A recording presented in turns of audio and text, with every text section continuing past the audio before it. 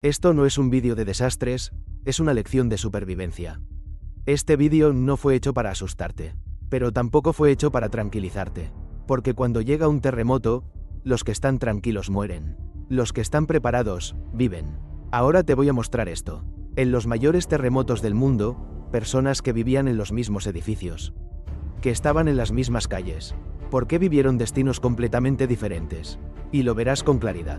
La diferencia es conocimiento, preparación, reflejos correctos. Empecemos con la realidad, el mismo terremoto, muertes diferentes. Chile, 27 de febrero de 2010. Son las 3:34 de la madrugada. Terremoto, magnitud 8,8. Uno de los mayores terremotos medidos en la historia moderna. La corteza terrestre tembló durante 3 minutos completos. Los edificios se sacudieron. Las carreteras se abrieron. Se fue la electricidad. Las comunicaciones colapsaron. Llegó el tsunami. Pero el número total de muertos, 525 personas. Ahora ve a otro lugar. Haití, 12 de enero de 2010. A las 16:53. El terremoto fue más pequeño, magnitud 7,0. La duración fue más corta, 35 segundos. Pero el resultado, oficialmente, 220.000 muertos. La ciudad colapsó. Los hospitales quedaron destruidos. Se acabó el agua. El alcantarillado reventó. Los cadáveres se amontonaron en las calles. Ahora detente y piensa. ¿Por qué? Porque Chile estaba preparado para un terremoto. Haití no lo estaba. En Chile, los edificios se construyeron según la normativa antisísmica. Los equipos de emergencia estaban capacitados. En cada barrio había un punto de reunión definido. En Haití, el 60% de los edificios se construyó de forma informal. No había normativa antisísmica, no había un plan de emergencia. Esta es la primera y más dura lección. No mata el terremoto, mata a una sociedad no preparada. La magnitud del terremoto por sí sola no explica el número de muertos. La verdadera diferencia la determinan estas cosas. ¿Cómo se construyeron los edificios? ¿Cómo se aseguraron los objetos dentro de la casa? ¿La gente sabe qué hacer durante un terremoto? ¿Existe un plan para las primeras 72 horas después del sismo? Aquí es donde empieza la respuesta a la pregunta. ¿Quién vive y quién muere? Primer gran error, si el edificio es sólido, no hay problema. Una de las mentiras que más vidas se ha llevado en este mundo. Ejemplo real, terremoto de Northridge, 1994. Los Ángeles, 17 de enero de 1994. 4:31 de la madrugada. Terremoto, magnitud 6,7. Un terremoto de intensidad moderada. Pero lo que pasó, 57 personas murieron. 8.700 personas resultaron heridas. Daños económicos, 20.000 millones de dólares. Cuando miraron las historias de los fallecidos, vieron esto. Una mujer quedó aplastada bajo su armario. El armario no estaba sujeto a la pared con una escuadra en él. Un joven, en su dormitorio, fue alcanzado por una lluvia de cristales. Su cama estaba justo debajo de la ventana. Un hombre mayor se cayó intentando bajar las escaleras y se rompió el cuello. La mayoría de los edificios no tuvo daños estructurales, pero la disposición insegura dentro mató. Una parte importante de la gente no muere por el derrumbe, sino por efectos secundarios. Por eso, la idea de si el edificio es sólido, ya hasta puede matarte. Porque si el interior de un edificio sólido está lleno de objetos sin asegurar, ese piso es un campo de minas. Gran error, en un terremoto, huye afuera.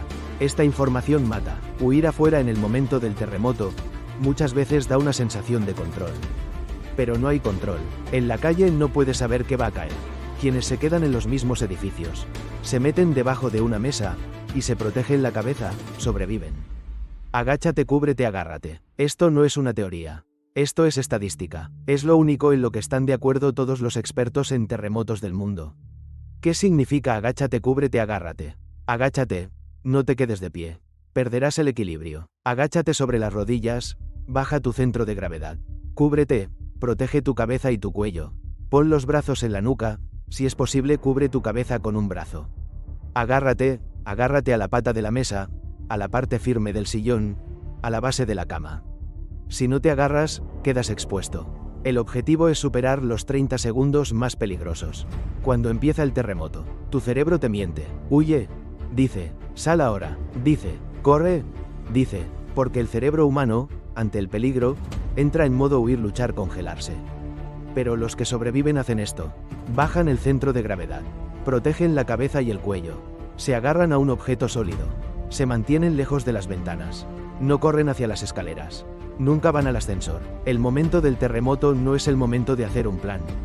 El momento del terremoto es cuando salen a la luz los reflejos practicados de antemano. El mito del triángulo, el mito del marco de la puerta, la realidad. Hay dos cosas que circulan por internet sobre los terremotos. 1. Crea un triángulo de vida junto a un objeto. Esta teoría fue popularizada por una persona llamada Doug Cobb. Su afirmación, cuando un edificio colapsa, se forman huecos junto a objetos grandes, y ahí es seguro. La vida real es más dura. El triángulo de vida depende de la forma en que colapse el edificio y de la posición del objeto.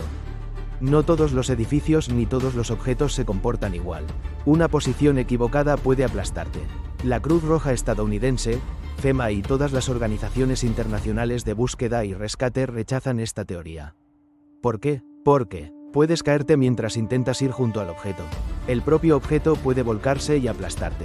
No puedes saber hacia qué lado será el colapso. El enfoque más seguro. Usar, donde estás, el refugio sólido más cercano. 2. Ve al marco de la puerta. La puerta es segura. En las construcciones antiguas, los marcos de las puertas eran más sólidos. En los edificios modernos, una puerta no garantiza un área segura. Además, si vas a la puerta, quedas expuesto a cristales, armarios y objetos que caen. La puerta puede atascarse. La pared junto a la puerta puede agrietarse. El verdadero desastre empieza después del terremoto.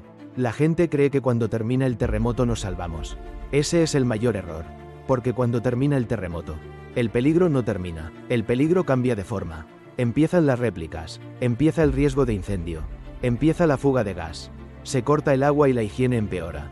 Empiezan los saqueos, el pánico, las peleas. Se corta la comunicación. Los hospitales se desbordan.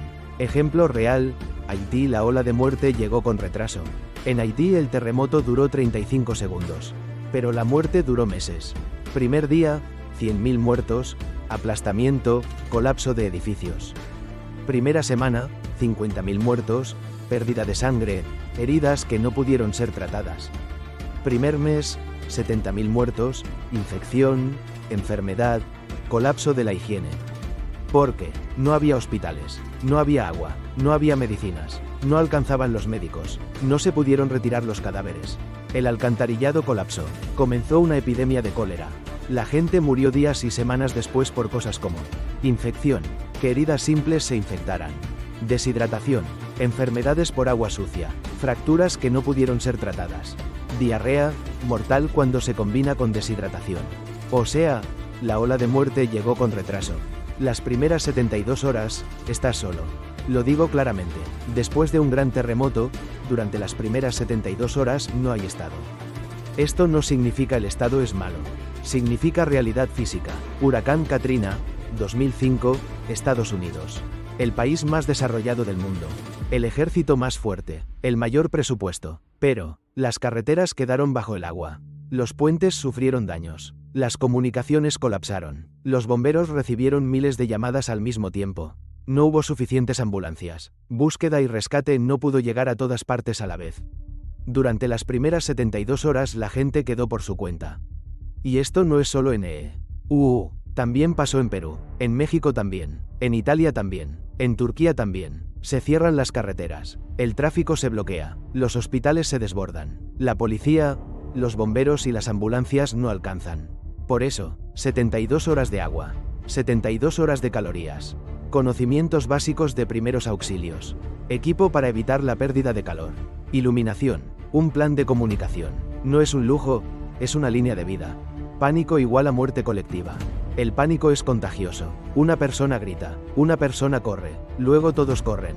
Y la física gana. Si después de un terremoto la multitud no puede controlarse, la gente asalta los mercados. En las gasolineras estallan peleas. En el reparto de ayuda se producen avalanchas. El tráfico se bloquea, la ambulancia no puede pasar. El miedo se convierte en violencia. Por eso sobrevivir no es solo una habilidad individual, es un asunto de disciplina social. Archivo de supervivencia, la respuesta clara a quién vive y quién muere. Ahora comprimo la esencia de este vídeo en una frase. Los que sobreviven en un terremoto son los que decidieron antes del terremoto. Los que mueren son los que intentan decidir en el momento del terremoto. Porque en el momento del terremoto no puedes decidir. Tu capacidad cerebral baja, el pánico apaga la lógica, tus músculos tiemblan, tus manos se entumecen, tu percepción del tiempo se distorsiona. Por eso, quien hace estas 3 cosas antes de que llegue el terremoto, vive. Quien hace seguro el interior de su casa. Quien automatiza el reflejo correcto. Quien hace el plan de 72 horas tras el terremoto. Ahora lo explico uno por uno. 1. Haz segura tu casa. El primer equipo de rescate en casa eres tú. En un terremoto, lo primero que te dañará es el interior de tu casa. Por eso, el orden dentro del hogar es el 50% de la preparación. Cosas que debes fijar: armario, biblioteca, cómoda, mueble de TV, televisor, refrigerador, armarios superiores de la cocina, sistemas de estanterías, cuadros, espejos pesados colgados en la pared, lámpara de araña, lámparas colgantes. Define tus zonas seguras. Elige un punto seguro en cada habitación. Debajo de una mesa sólida. Un área protegida junto al sillón. Al lado de la cama. Y no olvides esta regla. Mantente lejos de las ventanas. El vidrio, en un terremoto, es un cuchillo. Revisa especialmente el dormitorio. La mayoría de los terremotos ocurren de noche. Mantén la cabecera de la cama lejos del vidrio. Pon una linterna al lado de la cama. No pongas un armario ni objetos pesados sobre la cabecera de la cama. 2. Automatiza tu reflejo. Verlo una vez no basta. Ver un vídeo no crea un reflejo. El reflejo requiere repetición. Por eso haz un simulacro de terremoto de 2 minutos en casa. Diles a los niños: ¿qué hacemos cuando hay un terremoto? Establece una señal. Cuando digas agáchate, que todos se agachen. Cuando digas cúbrete, que se proteja cabeza y cuello. Cuando digas agárrate, que se agarren a un lugar firme. Haz este simulacro no una vez al año, sino cada pocos meses. 3. Plan de 72 horas. ¿Qué hago si no llega ayuda? Ahora la parte crítica. Para las primeras 72 horas después del terremoto necesitas esto. Agua, al menos 2 litros por persona al día. Familia de 4 igual a 24 litros de agua. ¿Dónde guardarla? En bidones de plástico, en un lugar oscuro y fresco. Renueva cada 6 meses. Calorías, alimentos listos y no perecederos. Conservas, frutos secos, barra energética, galletas, fruta seca, barras de cereal, miel en frasco, crema de cacahuate. ¿Dónde guardarlo? En un lugar de fácil acceso, preferiblemente en más de un punto de la casa. Primeros auxilios. Prepara una bolsa simple, vendaje, antiséptico, analgésico, solución para limpiar heridas, gasa, tijeras, pinzas, guantes, linterna, pilas de repuesto, linterna frontal, calor, manta, ropa térmica, impermeable, manta térmica de aislamiento. ¿Qué es la hipotermia? Que la temperatura corporal baje por debajo de 35 grados. Síntomas: temblor, dificultad para hablar, pérdida de coordinación. Después de un terremoto, de noche, con frío, mojado y al aire libre, este riesgo es muy alto. Las 4 mayores amenazas después de un terremoto. 1. RE con acento agudo PLICAS. El terremoto principal termina. La gente se relaja. Ahí está el error. Northridge, 1994. El terremoto principal fue de 6,7. En las siguientes 24 horas hubo más de 2.500 réplicas. La mayor fue de 5,9. Las réplicas pueden hacer colapsar por completo un edificio dañado. 2. Incendio. Los incendios después de un terremoto son muy comunes. Los cables eléctricos se dañan. Las tuberías de gas se agrietan. Se derraman sustancias químicas. Terremoto de San Francisco, 1906. El terremoto en sí mató a 3.000 personas. Pero los incendios posteriores duraron 3 días. Muertos totales, 30.000. Por eso, sabe cómo cerrar la llave del gas. Sabe cómo bajar el interruptor general de la electricidad. Ten un extintor pequeño en casa. 3. Lesiones e infección. Cortes, fracturas, aplastamientos. Si no hay hospital, las heridas pequeñas se agrandan. La infección es el asesino más sigiloso después de un terremoto. Terremoto de Pakistán, 2005. En el terremoto murieron 75.000 personas. Pero en las semanas siguientes, las heridas se infectaron.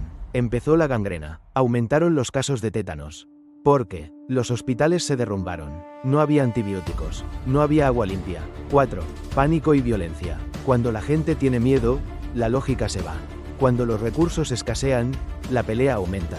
En un supermercado en Haití, 2010. 2 días después del terremoto. El mercado abrió sus puertas.